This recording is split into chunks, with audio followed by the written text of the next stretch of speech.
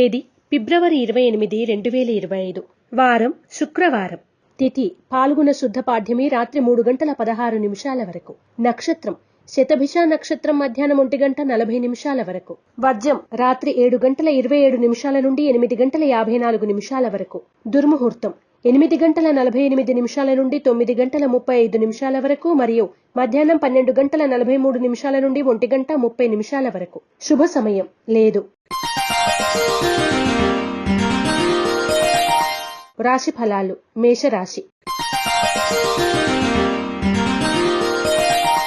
ఉద్యోగం మారాలి అనుకుంటున్న వారికి కాలం కొంచెం ఇబ్బందికరంగా ఉంటుంది. ఏదైనా నిర్ణయం తీసుకునే ముందు మనకన్నా పెద్దవారు, అనుభవం ఉన్నవారితో చర్చలు జరిపి ఆ తర్వాత గాని ముఖ్య నిర్ణయాలు తీసుకోవాలని గ్రహిస్తారు. మేషరాశి వారు ఆరావళి కుంకుమను ఉపయోగించడం, అష్టలక్ష్మి స్తోత్రాన్ని పఠించడం శుభదాయకం. వృషభ రాశి.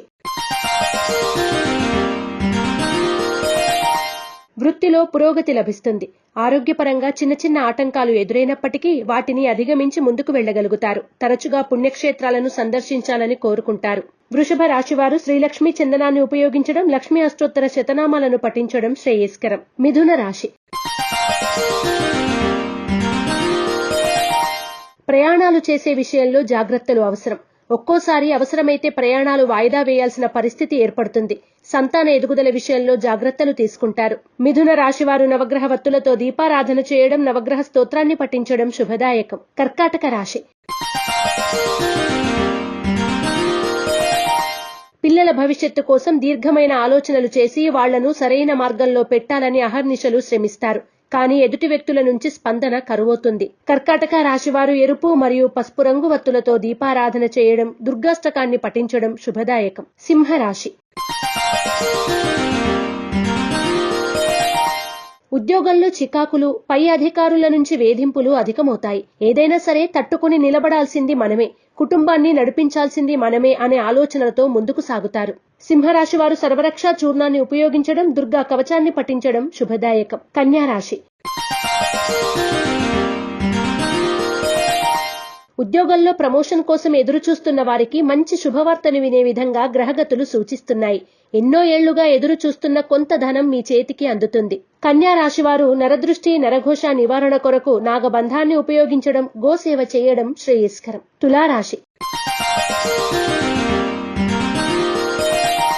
వివాహం కోసం ఎదురు చూస్తున్న వాళ్లకి మంచి సంబంధాలు కుదిరే విధంగా ఉంటుంది. వచ్చిన సంబంధం గురించి ఆరా తీసి ముందుకు వెళ్లాల్సిన పరిస్థితి ఉంటుంది. తులారాశి వారు నాగసింధూరాన్ని ధరించడం, దుర్గాస్తుతిని పఠించడం శ్రేయస్కరం. వృశ్చిక రాశి.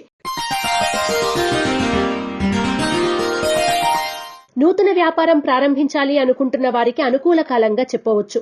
చిన్న మొత్తంలో పెట్టుబడులు పెట్టి వ్యాపారం మొదలు పెట్టవచ్చు. ఆరోగ్య విషయంలో కొంత అప్రమత్తత అవసరం. వృశ్చిక రాశి వారు ఐశ్వర్య నాగిని ఉపయోగించడం, లలిత సహస్రనామ పారాయణ చేయడం శ్రేయస్కరం. ధనుస్సు రాశి.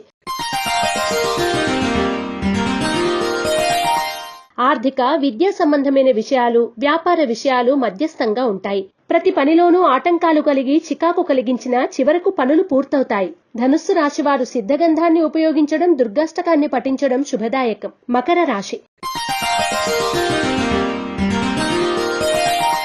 కొంతమంది సన్నిహితులతో కలిసి వ్యాపార వ్యవహారాలు ప్రారంభిస్తారు.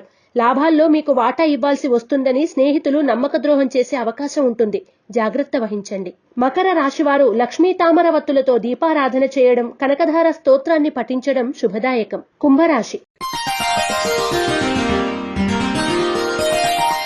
వివాదాస్పద వ్యవహారాలకు దూరంగా ఉండాలని భావించినా అది కుదరని పని అవుతుంది. స్థిరాస్తులకు సంబంధించిన వ్యవహారాలు, భూములకు సంబంధించిన విషయాలు, కోర్టు వ్యవహారాలు చికాకు కలిగిస్తాయి. కుంభరాశి వారు అష్టమూలికా గుగ్గిలాన్ని ఉపయోగించడం, దుర్గాష్టకాన్ని పఠించడం శ్రేయస్కరం. మీనరాశి. స్త్రీలతో విభేదాలు ప్రధాన ప్రస్తావనగా ఉంటాయి. శత్రువర్గం చెప్పుకోదగిన స్థాయిలో చికాకు పెంచుతుంది.